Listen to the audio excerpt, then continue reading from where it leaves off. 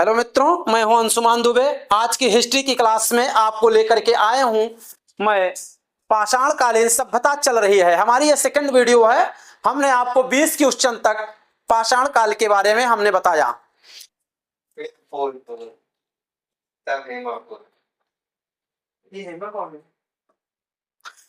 इस प्रकार से मित्रों 20 नंबर का क्वेश्चन हमने अभी हल कराया। 21 नंबर के क्वेश्चन पे चलते हैं। नवादा टोली का उत्खनन किसने किया था? नवादा टोली की बात करें तो उत्खनन किसने किया था? ऑप्शन आपके सामने है। केडी वाजपेयी दिया है ऑप्शन है। ऑप्शन बी में बीएस वांगकंकर दिए हैं। एचडी सांकलिया 80 नंबर पे है। मार्टिमर व्हीलर होना चाहिए, डीलर दिया है। अब आप बताएं इसमें से कौन सा ऑप्शन सही हो सकता है, लगाने की कोशिश करिए मित्रों। चलिए हम चलते हैं, इसका देखते हैं व्याख्या। नवादा टोली की अगर बात करें मित्रों तो केडी वाजपेयी की अगर हमने बात की तो हरियाणा के राखी गढ़ी से संबंधित है। इनका संबंध नवदा टोली से नहीं होगा। नवदा टोली कहां स्थित है? मध्य प्रदेश में स्थित है। नवदा टोली जो है मध्य प्रदेश में स्थित है। 1957 में अगर हमने बात किया तो एचडी सांकलिया महोदय जो थे ये पूना के प्रोफेसर हैं। कहां पे? दक्कन कॉलेज में प्रोफेसर थे। उन्होंने जो है इस नवदा टोली उत्खनन कार्य में अपनी भूमिका निभाई, उत्खनन कार्य किए। एचडी सांकलिया महोदय ने 1957 में कब? 1957 में नवदा टोली उत्खनन किया, जिसे हम ताम्र पाषाण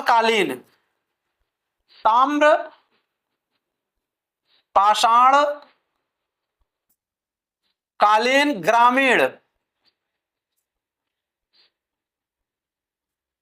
ग्रामीण स्थल है। यहां से बर्तन के साक्ष्य प्राप्त हुए हैं। बर्तन के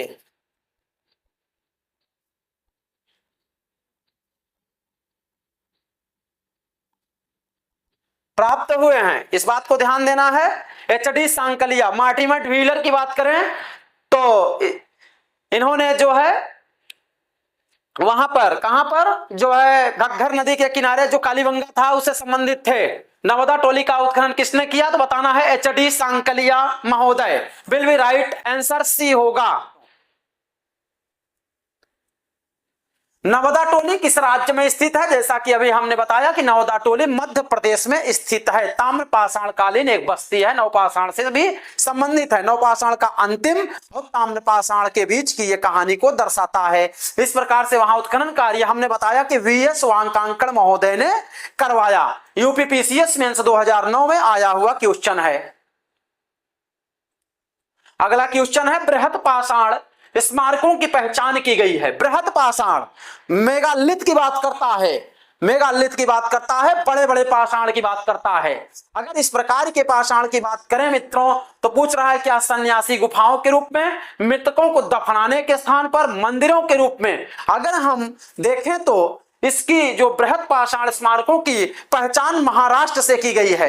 अगर मैं महाराष्ट्र में इनाम गांव को देखें तो इनाम गांव में जब आप जाएंगे वहां पर जो है दफनाने की जो प्रक्रिया थी, बड़े बड़े पत्थरों से उत्तर से दक्षिण की दिशा में दफनाने के साक्ष्य मिले हैं। इनाम गांव से मिले हैं, चंदौली से मिले हैं। इस प्रकार से अगर आप जाएं तो चंदौली के साथ साथ इनाम गांव हो गया और नासिक और प्रकाश से भी हमको अवशेष प्राप्त मिले हैं। जैसा कि हम जानते हैं दफनाने की जो प्रक्रिया रही है पाषाण काल में, 3 प्रकार से दफनाने की प्रक्रिया मानव में प्रचलित थी। कौन कौन से? पश्चिमी में अगर हम देखें, पश्चिमी भारत में तो कंप्लीट वेरियल होता था, यानी पूर्णतः समाधान किया जाता था। वहीं पर हम पूर्व भारत में देखें तो आंशिक समाधान की प्रक्रिया थी। और दक्षिण भारत में अगर हम देखें तो दक्षिण भारत में उत्तर से दक्षिण की दिशा में ये लोग क्या करते थे? दफनाते थे। इस प्रकार से जो हमारा ऑप्शन मिल रहा है किसके लिए? मृतकों की बात हो रही है। बड़े बड़े पत्थरों से मृतकों को दफनाने की प्रक्रिया ये महाराष्ट्र में हमको देखने को मिलती है। इसलिए बृहत पाषाण स्मारकों की पहचान मृतकों को दफनाने के स्थान के रूप में की गई है मित्रों। अगला क्वेश्चन है राख का टीला निम्नलिखित में से किस नवपाषाण कालिक स्थल से संबंधित है? जैसा कि जानते हैं राख का टीला जो कि संगनकल्लू, यह कर्नाटक राज्य में स्थित है। यह क्या था इसको समझने की नेत्यूर उडेगोलम से भी साक्ष्य वहां पर मिलता है।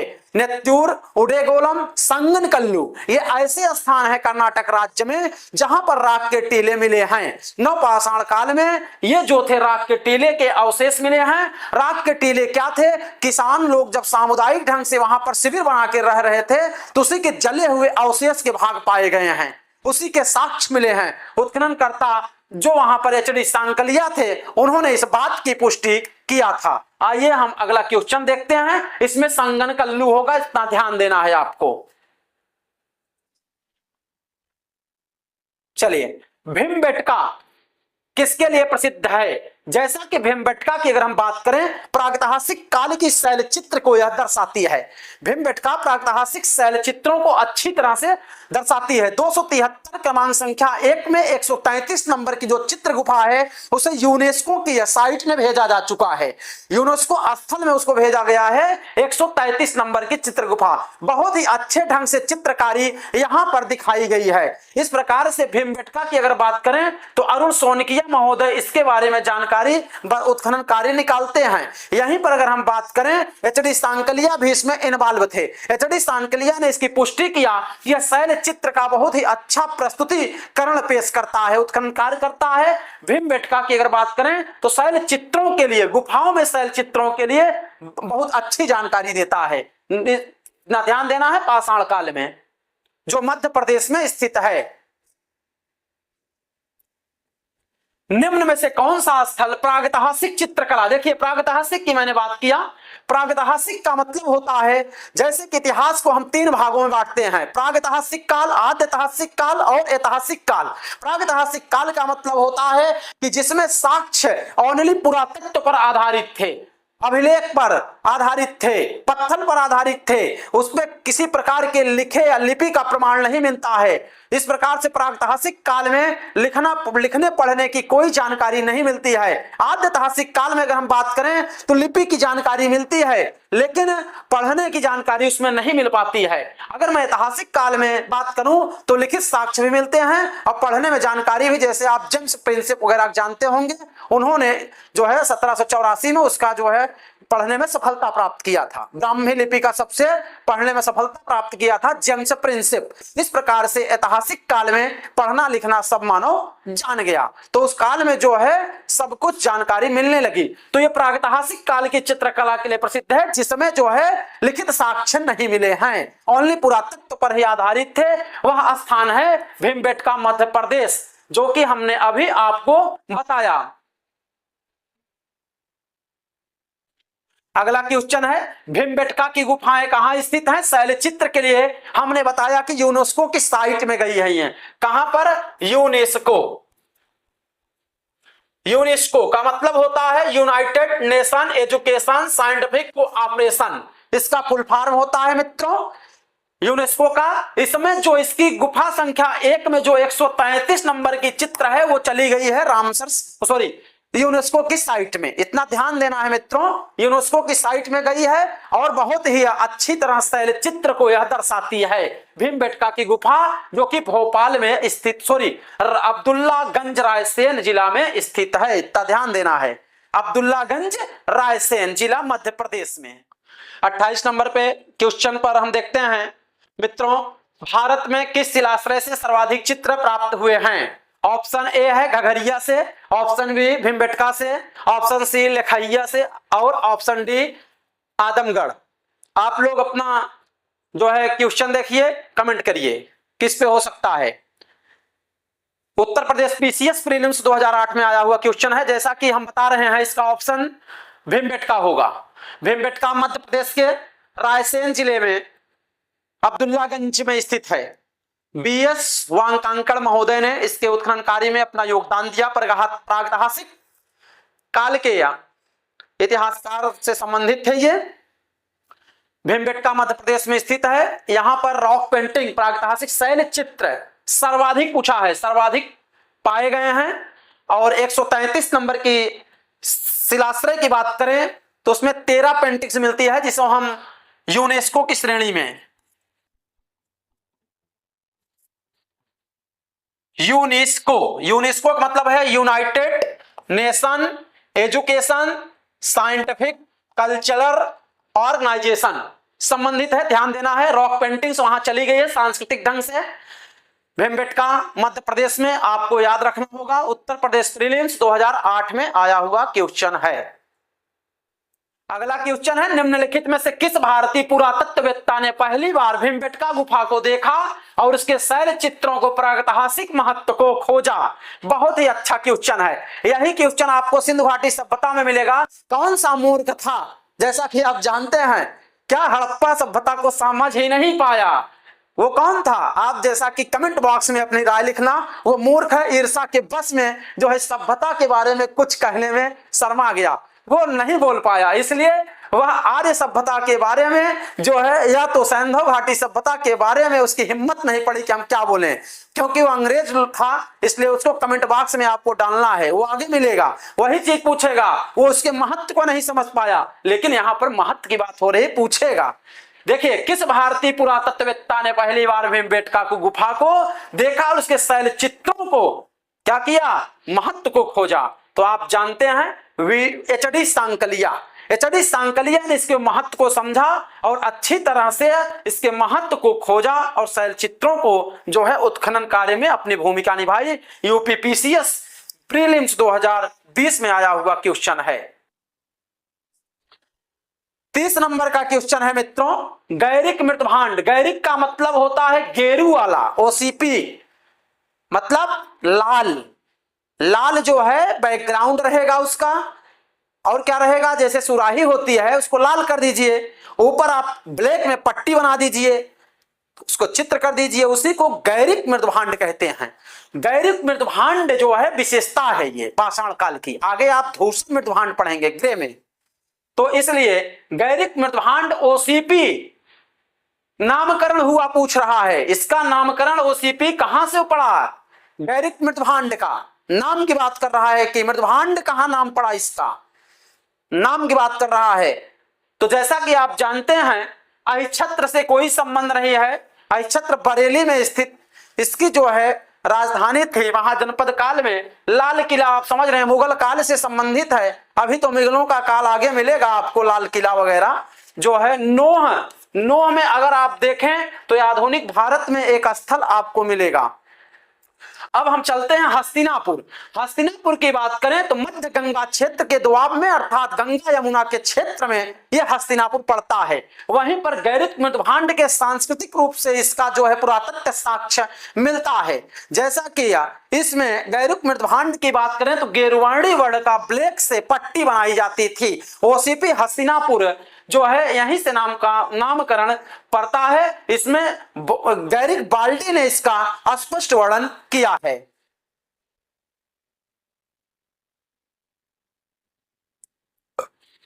ताम्रपाषाण काल में महाराष्ट्र के लोग मृतकों को घर के फर्श के नीचे, अभी हमने बताया आपको कि महाराष्ट्र के लोग क्या करते थे, फर्श के नीचे कलसा में, कलश में बॉडी को क्या करते थे, दफनाते थे भर के।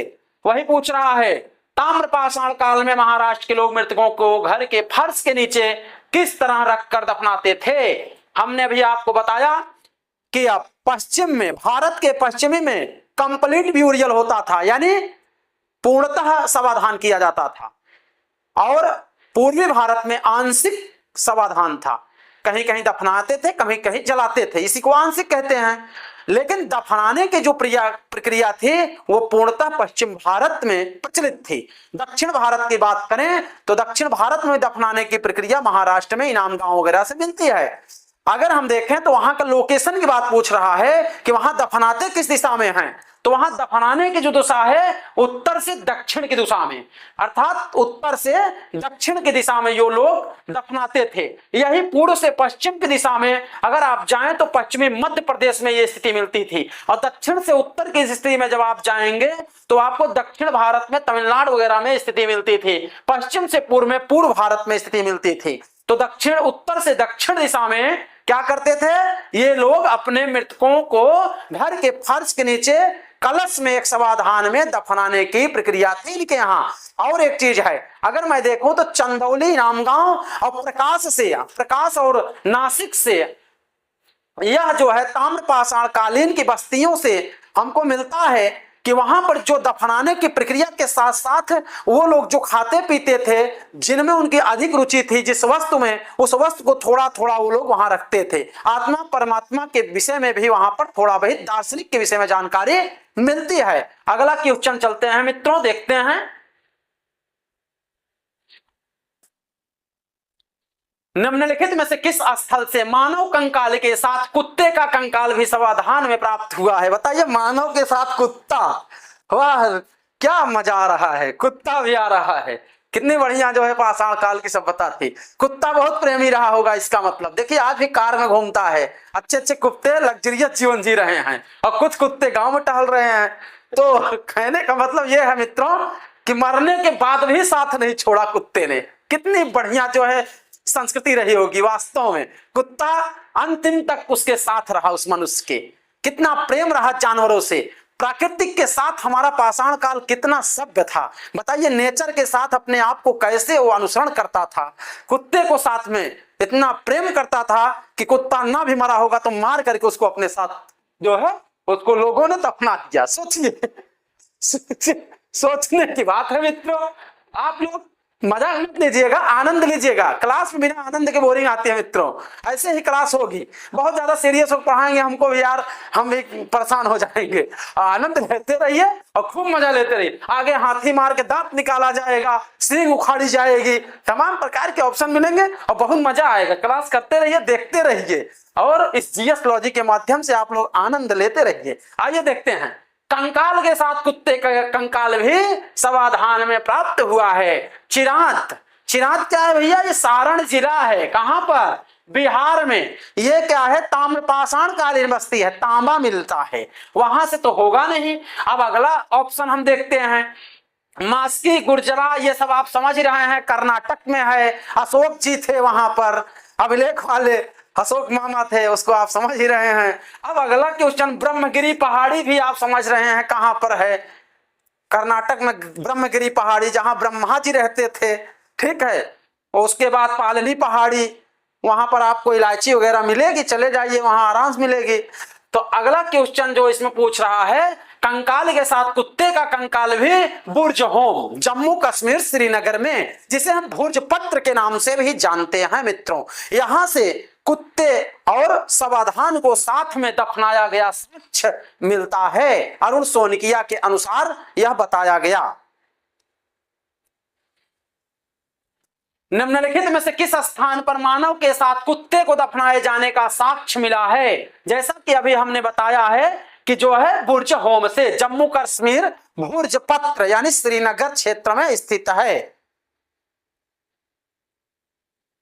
अगला क्वेश्चन है, गर्त आवास के साक्ष्य भी वहीं से भैया, गर्त आवास के साक्ष्य भी जम्मू कश्मीर बुर्ज होम से ही श्रीनगर से मिले हैं। इस बात को ध्यान देना, बुर्ज होम से कुत्ते के साथ मानव कंकाल के भी दफनाए जाने के साक्ष्य मिला है। उत्तर प्रदेश पीसीएस मेंस 2021 में आया हुआ, 2011 में आया हुआ क्वेश्चन है बुर्ज होम, जिसे हम भुर्ज पत्र के नाम से जानते हैं। ये ऑप्शन ध्यान देना।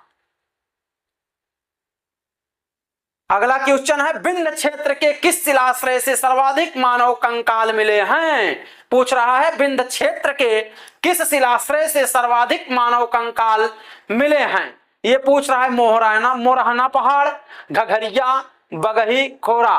तो ये अभी हमने आपको बताया कि विंध्य क्षेत्र के लेखैया से अगर हम बात करें, वहां से 17 और 27 फॉर्म में ये मिले हैं। लेखैया में ही जो है 17 जो है मानव कंकाल वहां से पाए गए हैं, लेकिन यहां पर ये ओरेगन यूनिवर्सिटी के जो प्रोफेसर हैं वो 27 बताते हैं, लेकिन एचडी सांकलिया के मुताबिक 17 बताया जाता है, यही मानक है। लेखैया में कितना है? 17, यही सही होगा, जो कि मिर्जापुर क्षेत्र में उत्तर प्रदेश में स्थित है। देखिए, डॉक्टर जी एन पांडे की पुस्तक पुरातत्व विमर्श के अनुसार विंध्य क्षेत्र के लेखैया संख्या 1 में 17 मानव। और देखिए, अमेरिका के ओरेगन विश्वविद्यालय में जॉन आर लुकास के अनुसार 27 पाए गए हैं। डाटा भी कहीं कहीं काम करता है मित्रों, इस प्रकार से ध्यान देना, डाटा लेकर चलना, नहीं आप अपने साथ मिस्टेक कर जाएंगे, क्योंकि फैक्चुअल डाटा आरओ में पूछता है, बहुत ज्यादा पूछता है। अगला क्वेश्चन दे रहा है, स्टेटमेंट के माध्यम से क्वेश्चन आया हुआ है।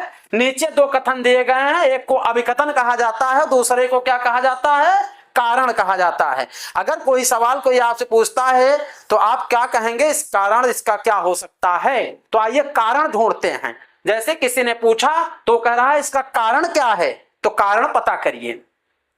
स्टेटमेंट नंबर 1 क्या कहता है, विंध्य क्षेत्र के पाषाण युगीन लोगों ने नूतन भूतल काल के अंत में गंगा घाटी में प्रव्रजन किया। प्रव्रजन का मतलब पलायन, पलायनवाद कर जाना, ठीक है। जैसे अभी आप देखिए बंगाल में कितने लोग पलायन कर गए, अभी हालिया में कितने लोगों की स्थिति बदतर हो गई, सांप्रदायिक दंगा हुआ, वही पलायनवाद है। लोग अपना घर वगैरह छोड़ देते हैं, कोई जो है सांप्रदायिक रूप से छोड़ता है, कोई प्राकृतिक रूप से छोड़ता है। तो यहाँ प्राकृतिक रूप से छोड़ा गया है, ना कि सांप्रदायिक रूप से। मित्रों, विंध्य क्षेत्र के पाषाण युगीन लोगों ने नूतन भूतल काल में अंत में गंगा घाटी में चले गए। जी.आर. शर्मा इलाहाबाद यूनिवर्सिटी के जो प्रोफेसर थे, इतिहासविद थे, उन्होंने इस बात की पुष्टि किया कि गंगा घाटी में सरायनाहर में कुछ साक्ष्य मिले हैं, जहां पर उन्होंने पाया कि कुछ लोगों ने विंध्य क्षेत्र में, जो बुंदेलखंड का क्षेत्र 7 जिला जो आता है, आप जानते हैं, जैसे महोबा हो गया, चित्रकूट, मिर्जापुर और सोनभद्र, चंदौली, ये सब क्षेत्र में, चंदौली नहीं आता है लेकिन चंदौली का भी क्षेत्र उसमें उपस्थित था। विंध्य क्षेत्र उसी में आता है क्योंकि पानी की कमी हो गई, सूखा पड़ गया, मनुष्य पानी के लिए हाहाकार मच गया उस समय। दक्कन प्रायद्वीप का ही तो भाग है वो, इसलिए आप जानते हैं इस प्रकार से वहां पर पानी की समस्या हो गई। नूतन भूतल काल में उनको पलायन होना पड़ा। तो वही कह रहा है, जलवायु परिवर्तन के शुष्कता चरम सीमा पर थी। बिल्कुल सत्य है, शुष्कता, ड्राई यानी सूखा पड़ गया। जलवायु मतलब बारिश ही नहीं हुई।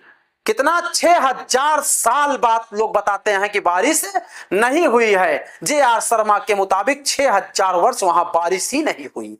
इस प्रकार से उन लोगों ने नूतन भूतल काल में वहां से जाकर के गंगा घाटी में प्रव्रजन की ओर चले गए। इस प्रकार से मित्रों, ए और आर दोनों सही होगा और ए आर की सही व्याख्या करती है, बिल्कुल एक्सप्लेन करता है। जलवायु की स्थिति के कारण ही वो लोग वहां से चले गए। ऑप्शन ए सही होगा। अगला क्वेश्चन देखते हैं मित्रों। देखिए, जी.आर. शर्मा ने सरायनाहर राय में खुदाई के बाद अवधारणा दी कि नूतन भूतल काल के अंत में सूखे के कारण, विंध्य क्षेत्र में भोजन की कमी के कारण लोग पलायन कर गए। अगला क्वेश्चन है, भारतीय पुरातत्व सर्वेक्षण निम्नलिखित विभागों या मंत्रालयों में से किसका संलग्न मंत्रालय है। बहुत अच्छा है, जैसा कि चाहे पर्यटन मंत्रालय हो, चाहे धार्मिक मंत्रालय हो, सब संस्कृति मंत्रालय के अंतर्गत, कल्चर मिनिस्ट्री के अंतर्गत आता है। अभी जो कुंभ मेला लगा था, महाकुंभ है 144 साल 12 के स्क्वायर वाला, वो भी संस्कृति मंत्रालय के अंतर्गत ही आता है। इस बात को ध्यान देना। भारतीय पुरातत्व सर्वेक्षण निम्नलिखित विभाग मंत्रालय में से किसका संलग्न कार्यालय है, तो संस्कृति विभाग मंत्रालय। संस्कृति विभाग मंत्रालय केंद्र सरकार की स्वायत्त बॉडी है, एक स्वायत्त निकाय बॉडी है। यह संस्कृति से संबंधित मामले को देखती है। आइए अगला क्वेश्चन देखते हैं। भारतीय पुरातत्व का जनक किसे कहा जाता है। बहुत अच्छा है, भारतीय पुरातत्व की जनक की बात करता है। यहां पर भारतीय प्रागैतिहासिक पुरातत्व के निर्देशक की बात नहीं करता है, रॉबर्ट ब्रूसफुट की बात नहीं कर रहा है। रॉबर्ट ब्रूसफुट जो थे पाषाण कालीन सभ्यता में पुरातत्व सर्वेक्षक थे, हुए उनकी बात नहीं कर रहा है, पुरातत्व के जनक की बात कर रहा है वो। तो इसमें आपको बताना है, रॉबर्ट ब्रूसफुट 1863 में थे और इनकी स्थिति 1861 में आती है। इनका कार्यकाल अलेक्जेंडर का 1814 से लेकर के 1893 तक था। इनको जो है, अगर हम बात करें भारतीय पुरातत्व का जनक अलेक्जेंडर को बनाया जाता है 1994 में, 1961 में इनको बनाया जाता है। तो उस समय अगर हम बात करें वो 1861 में अलेक्जेंडर कनिंघम को भारतीय पुरातत्व का जनक बनाया जाता है। आगे चल करके यही भारतीय पुरातत्व का जनक, भारतीय पुरातत्व का एक गठन होता है 1902 ईस्वी में। यह एक विभाग बन जाता है, भारतीय पुरातत्व विभाग। Indian geological survey of India के मुताबिक जो है ये भारतीय जो है पुरातत्व विभाग, आर्कियोलॉजिकल सर्वे ऑफ इंडिया एक विभाग बनता है 1902 में। उस समय शासन किसका था? लॉर्ड कर्जन महोदय का। 1902 में लॉर्ड कर्जन का शासन था। लॉर्ड कर्जन 1893 से 1905 तक भारत में शासन किया है। तो 1905 में बंगाल विभाजन, जैसा कि आप जान रहे हैं, लॉर्ड कर्जन के ही जमाने में होता है। इसलिए 1902 ईस्वी में उन्होंने भारतीय पुरातत्व एक विभाग बनाया। अंत में 1907 में यह भारतीय पुरातत्व कार्यालय अपना स्वतंत्र रूप से कार्य करने लगा। 1861 ईस्वी में अलेक्जेंडर कनिंघम को भारतीय पुरातत्व का जनक घोषित किया गया। इस प्रकार से इसका क्वेश्चन ए होगा ऑप्शन। राष्ट्रीय मानव संग्रहालय की बात करता है मित्रों। राष्ट्रीय मानव संग्रहालय क्या है? मानव संग्रहालय मानव की अस्थियों को, मानव के प्रमाण को, मानव की खोपड़ी कहां पाई गई, मानव के अस्म कहां पाए गए, मानव से संबंधित जो साक्ष्य थे उसका संग्रहालय की बात करता है, पुरातत्व संबंधी बात करता है। तो यह राष्ट्रीय मानव संग्रहालय भोपाल में स्थित है। अब पूछता है कि क्या इसका नाम बदला गया है? बिल्कुल बदला गया है। इसका नाम इंदिरा गांधी राष्ट्रीय मानव संग्रहालय कर दिया गया है। 2005 में इसका नाम बदल दिया गया। क्या कहना है आपको? इंदिरा गांधी राष्ट्रीय मानव संग्रहालय। इसके आगे आपको इंदिरा गांधी लगा देना है और कुछ नहीं करना है। इंदिरा गांधी राष्ट्रीय मानव संग्रहालय पढ़ लेना, इंदिरा गांधी लगा देना है। अब पुराना नाम राष्ट्रीय मानव संग्रहालय भोपाल मध्य प्रदेश में है। एमपीपीसीएस स्पेशल में आया हुआ क्वेश्चन है, उन्हीं के लिए ज्यादातर आता है। या तो यूपीएससी आप तैयार कर लीजिए, उसमें आएगा। यूपीपीसीएस वालों के लिए ज्यादा वेटेज नहीं रहता है, क्योंकि स्पेशल की बात कर रहा है पीसीएस में, एमपीपीसीएस में। इस प्रकार से मित्रों हमने आज तक के 39 क्वेश्चन को हल कराया। मुझे आशा है कि इस क्वेश्चन से आपको बहुत ही बेनिफिट मिलेगा।